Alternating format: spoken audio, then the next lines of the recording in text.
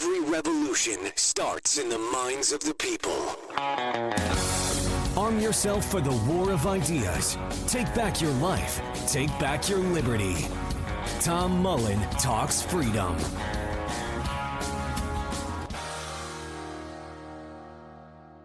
Hello, everybody, and welcome back to Tom Mullen Talks Freedom.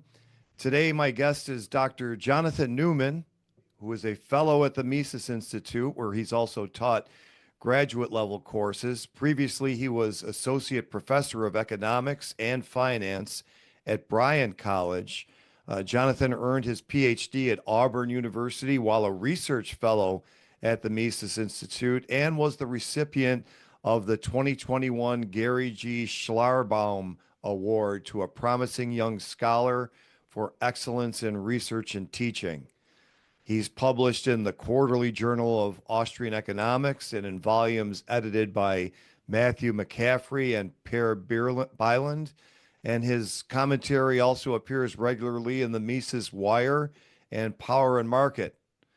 Jonathan's also the author of two children's books, which we'll link to on the show notes page, The Broken Window and Ludwig the Builder.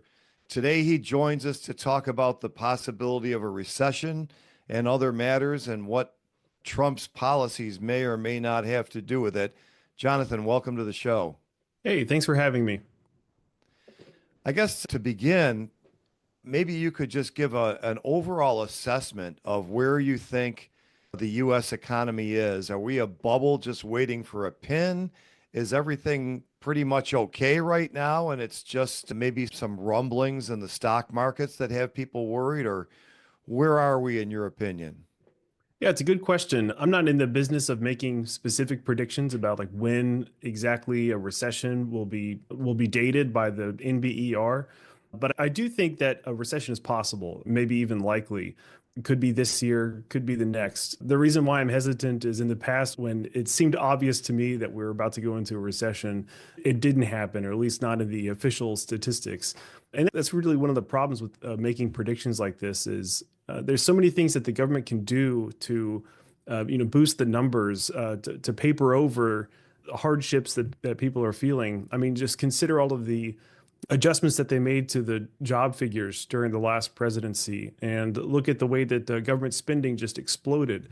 So those are some ways that the government can make it look like we're doing better than we actually are. And so that's why it's especially difficult to say we're going to have a recession starting this quarter or something like that.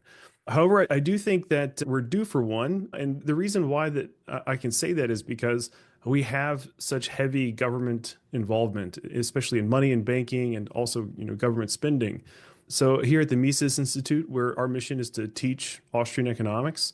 And so one of the crown jewels, in my view, of Austrian economics is the Austrian business cycle theory, which in a nutshell says that if you artificially lower interest rates, then you change the way that entrepreneurs are making choices. They start to choose longer term projects, they invest capital, they employ workers for these longer term projects. But if that change in production happened because of just the Fed deciding to push interest rates down, instead of people actually saving more, it means that those new, longer projects can't be completed. We don't have the real savings, the real capital to finish all those projects. And so what happens is we inevitably have a bust. Now, there's nothing in the theory that says when exactly that will happen, but it does mean that there are errors, that entrepreneurs have made errors in the process. And so those errors are eventually going to be cleansed. They're going to be corrected. And what that looks like and the way that feels is the capital is liquidated, workers are laid off, so we get a big increase in the unemployment rate. People become skittish, hesitant to invest, maybe even hesitant to go out and buy consumer goods. And so that's the recession, that's the bust.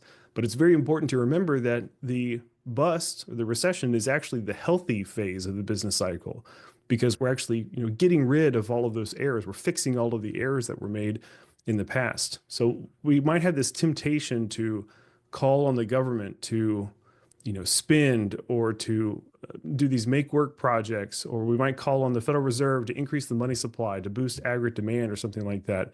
But all of those sorts of things, they make the recovery longer, deeper, and if they actually do manage to get GDP to go back up, eventually what it does is it just kicks the can down the road and makes for a worse recession later on. So we've talked about the Greenspan put that's been going on since the 80s, where, we're supposed to have a recession like you just described, and the Fed kind of comes into the rescue. And it seems like since the turn of this century, because I can remember the dot-com crash and then, of course, the 2008 financial crisis, the responses have been exponentially bigger. So, in your opinion, has that cleansing process ever happened in the past 25 years, or have we just blown up a bigger and bigger bubble? I mean, that's also a very good question. One related question that I have is how much liquidation, how much cleansing or error correction happened during the COVID crisis?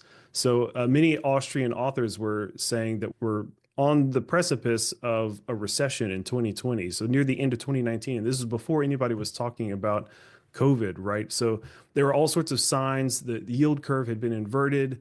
Bank balance sheets weren't looking too good. And this was all in 2019. And then we had this big COVID crash. So some Austrian economists, and I have my suspicions as well, suspect that we had like a double dip recession during 2020. It wasn't just the effects of COVID and locking down the economy and businesses closing their doors.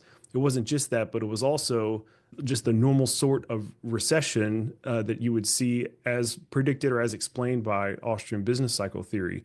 So one question I have is, since the COVID crash was so severe and so deep, one thing I wonder is how many of those malinvestments were actually cleansed from the system, so to speak, during that crisis.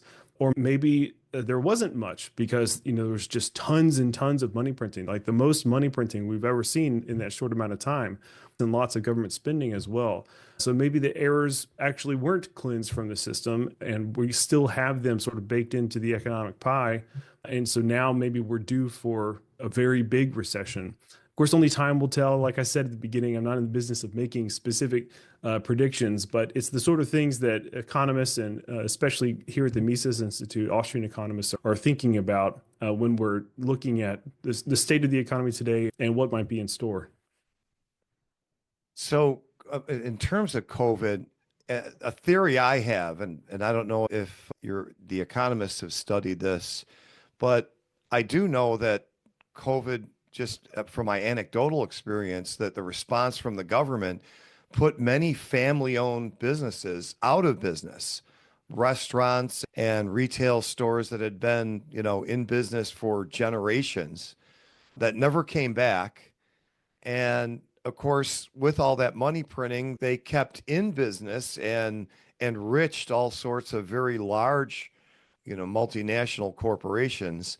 So, one of the responses I've had to that is, well, those were just weak companies that, that was a good thing that they're gone. But what's your opinion on that? Could they have put some good companies out of business with what they did and then conversely kept alive the bad ones? I think you're absolutely right. That was one of my main observations from that time period is that everything that the government was doing, it was really protecting and helping all these big businesses. So, the big banks did well, the big companies did well, Amazon did fantastic, obviously. But like you said, the mom and pops, the small businesses, they had to close up shop. It was harder for them to do business. They weren't able to get all of the same amount of funds from the government. But this really points to like a broader principle that whenever the government is doing things like this, really whenever the government is intervening at all, it's picking winners and losers. So you see that on display whenever the government is just handing out subsidies. Obviously, that's a very obvious example of the government picking a winner. But another more subtle way that the government picks winners and losers is just through the monetary expansion process itself. So whenever the government spends in excess of its tax revenues, it has to borrow. Much of the debt that it issues is eventually sold to the Federal Reserve, and the Federal Reserve prints new money. They literally create new dollars to purchase that debt, which means that there's new dollars coming into the economy, and some people are going to be able to spend that money first. So it's going to enter into some people's cash balances before others. Those people who receive the money first are able to go out and increase their demands, their bids for various goods and services. They can buy all sorts of productive assets as well. And so they're major winners in this process. But then as they spend the money, the next people now have a chance to do the same. They can increase their demands. And so prices are bid up once again. But then on the outskirts, the people who receive the new money last, maybe they're on fixed incomes or their incomes just rise last compared to everybody else. They have to start paying those higher prices before everyone else, which means that there's been this redistribution of resources away from the people on the outskirts, people away from DC, away from the big financial centers, towards the people and the businesses and the agencies and everything that's close to the money spigot. So this is an excellent example of the way that government distorts the allocation of resources within the economy, mainly in favor of itself and its friends. So this is, I mean, we saw that through COVID. We saw that with the response to the 2008 crisis, obviously with the bank bailouts, a fantastic example of that, where the government is picking winners and losers. One, if your viewers are interested in this history of how government has gotten involved in money and banking and how it's really destroyed the monetary system by co-opting it and monopolizing it, they should look at Murray Rothbard's short little book. It's called "What Has Government Done to Our Money?" And right now, the Mises Institute is running a promotion. We're trying to give away copies of this. It's a very accessible, easy to read book, and it's an eye-opener for most that read it. If you go to mises.org/mymoney, you can get a free copy of it. So that's mises.org/mymoney to get a free copy of that book. All right. We'll definitely link to that. And you can't go wrong reading anything by Murray Rothbard, in my opinion, whether it's his economic work or historical, just an unbelievable polymath. Let's assume for a minute that we had this huge inflation of the money supply right after COVID or during COVID, and none of those mistakes that would result from that have been cleansed. Are any of Trump's policies or all of Trump's policies, could they be the pin that kind of pops that bubble? Or is the stuff he's doing possibly some of it's harmful, some of it's helpful, but not really going to affect that overall business cycle? Yeah, I think it's the latter. I think if we think about Trump as, a mixture of policies, the way that I look at it, at least, is that it's a mixed bag. There's some good stuff there and there's some bad stuff. I'll point out one of the good things first. I think it's great that he's sort of unleashed Elon Musk on the bureaucratic state. I think it's wonderful that he's finding all of these ways to reduce waste, fraud, and abuse, all of the misuse of funds. And so I think that's wonderful. I love seeing, slashed government budgets. Really, my only criticism of DOGE is that it's not going fast enough. I'd like to see, wholesale elimination of agencies, but understand that maybe that's not as politically practical. So that's one good thing that we're seeing from the Trump administration. One thing that I'm more skeptical of or disagree with is the use of tariffs. I think that tariffs are a barrier to trade. It really it impoverishes the country that imposes them. I wouldn't go as far as to say that producers just directly pass the costs onto consumers. I think we can use some more nuance there. What really happens is that when a country imposes tariffs, that causes some producers on the margins to leave the market. So they won't be able to produce and sell in the country profitably. And when they do that, there's a reduction in supply. If you've taken any econ course, you know that when there's a decrease in supply, there's an increase in price. So a lot of people see tariffs are implemented, prices go up. And so they make this false claim, in my opinion, that those producers are just passing the cost of the tariff onto the consumers. But what I think is what's actually happening is that there's a reduction in supply, and that's what results in the higher prices that we see. But as I mentioned before, tariffs, just like any other government intervention in the economy, will create winners and losers. So obviously there are domestic producers who will benefit as a result of the tariffs because they have, reduced competition from foreign producers. But as economists for centuries have been saying, the costs outweigh the benefits. So there might be some concentrated benefits for the selected, protected industries. The costs are borne by everyone else, really, and all sorts of distortions to relative prices We start producing things in which we don't have the comparative advantage. And so there's all of these costs, all these burdens imposed by trade barriers and tariffs. Now, you mentioned, could something in the Trump administration mix of policies, could that be the pin that pops the bubble? I mean, if we just focused on headlines from the past, few weeks, it certainly looks like tariffs could be that thing because all, all producers, businesses are very unsure about what tariffs will be, how that will impact their bottom line. And I think, like, if you just read, some boilerplate financial news reporting, you'll see they're explaining movements in the stock market based on the last thing that Trump said about tariffs.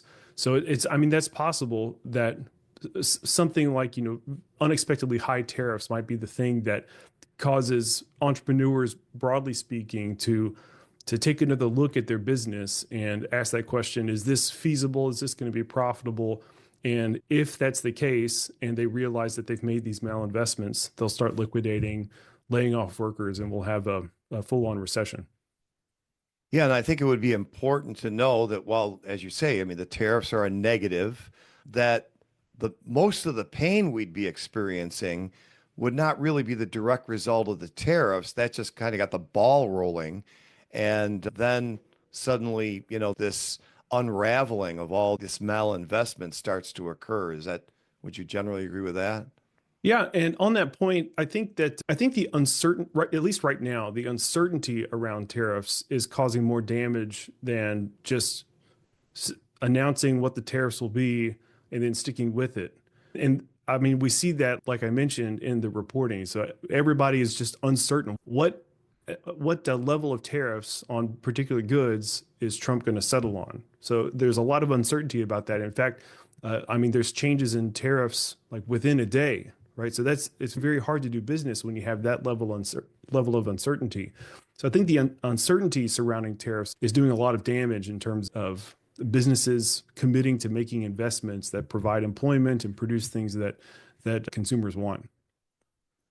One of the things that we've talked about here sometime in the recent past is I don't expect that when DOGE or the Trump administration talks about eliminating the Department of Education, that means necessarily stopping the practice of guaranteeing student loans. But when you look at what's happened to the education industry and how many millions of people are employed in like administrative roles as compared to before they used to guarantee these student loans, if they ever did that, I mean, I guess where I'm going with this is that would be a good thing if they stop guaranteeing student loans, because that distorts the education market. It drives up the tuition prices. It does all kinds of harm.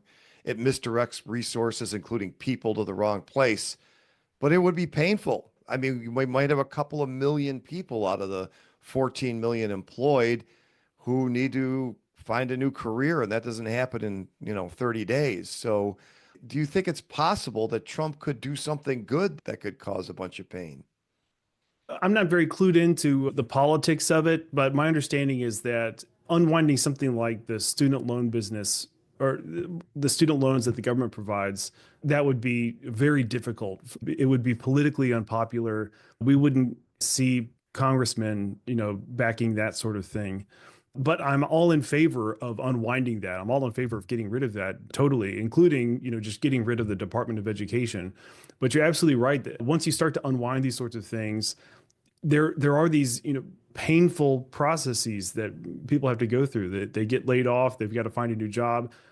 I mean, nobody's discounting that. That's a hard thing to go through. It's difficult to go through that process.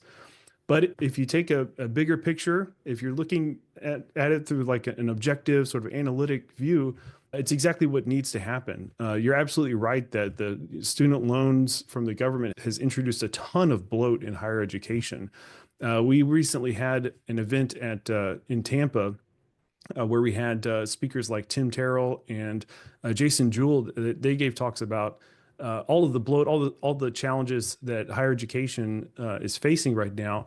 And like one of the main drivers of the problems that they're facing is the fact that the government is so heavily involved, and that the government has, artificially pushed so many people into the education system, both students and, as you mentioned, like administrators. So there's all this bloat inside of the higher education sphere. I've been expecting a big correction in that sector for a while now.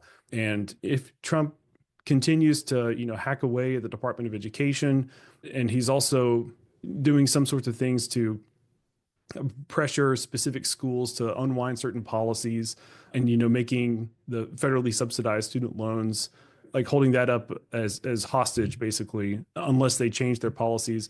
I think if those sorts of things continue, then we could finally see the correction that we've been looking for. But again, I'm not saying that it's going to be a painless process. It'll be painful, especially for the people who have to find a new job.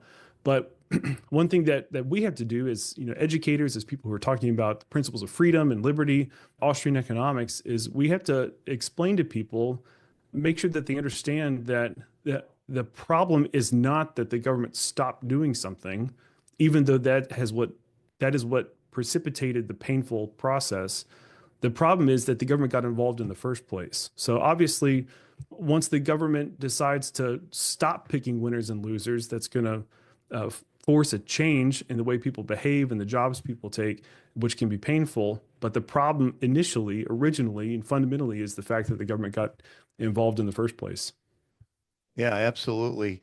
And I guess the last thing that's on my mind is that with you explaining the business cycle and everything, and what we've seen in the last couple of decades, especially, the interventions can only be described as like shock and awe. I mean, just trillions and trillions of monetary inflation and all these interventions. And I guess, when you're a libertarian or an Austrian economist or both, you tend to be more pessimistic than the track record turns out to warrant. So in your opinion, how damaged is the economy, or does the market overcome all these interventions? And how close to a free market are we really right now? So there's two ways to answer that. I'll take the more optimistic view first. So the optimistic view is you're absolutely right. Markets are very good at overcoming and even dealing with heavy amounts of government intervention. So, markets are very good. The market is simply the network of entrepreneurs and consumers making their decisions and exchanges, right? So entrepreneurs especially are very good at, seeing some new constraint, even if it's an external constraint from the government, and responding to it and trying to make do either through loopholes or getting around it, or, flat out obeying it, but still trying to come up with some way to make money. So markets are very good at adapting and changing, as opposed to what we see in government, where if the government makes a mistake, usually what happens is the agency or the bureaucracy that made the mistake, they get extra funding, right? So it's the exact opposite sort of response. So markets are very good at adapting. Now, on the more pessimistic side, I think that we have a heavily regulated economy, tons and tons of intervention. But I think our goal should be to explain how the government is involved, how they're causing catastrophes, how they're causing suffering, not just here but around the world. So it's really our task to educate people and to see things through that lens. And I'm not talking about like brainwashing, that sort of thing, but it's just true education. So like, what are the principles of sound economics? Like what did sound money give us for centuries? What does it look like when an economy has relatively free markets? What sort of human flourishing occurs when that happens? So it doesn't take any sort of trickery or deceit to get people to see these sorts of things, because it's the truth, at least in my view.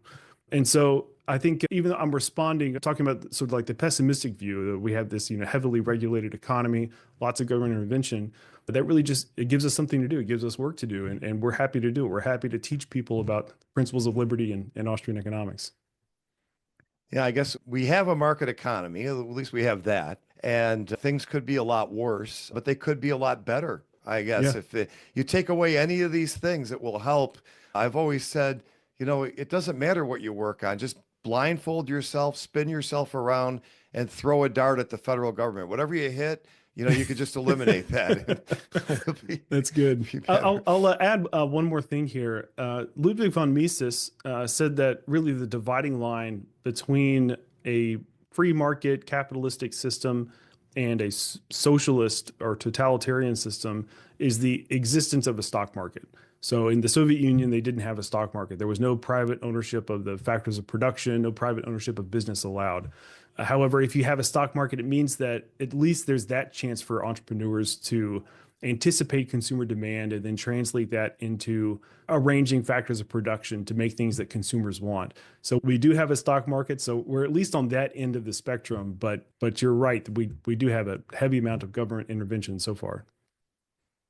Jonathan, I know we can read your work over at the Mises Institute. Any other links that you'd like to have people follow to find out more of what you're doing? Sure. So I'll just shout out that link one more time. So if you go to Mises.org/mymoney, you can get a free copy of What Has Government Done to Our Money by Murray Rothbard. But while you're there, take a look around the website. So you'll see articles by me and many of our other economists and authors. And we're constantly responding to current events, talking about what to expect.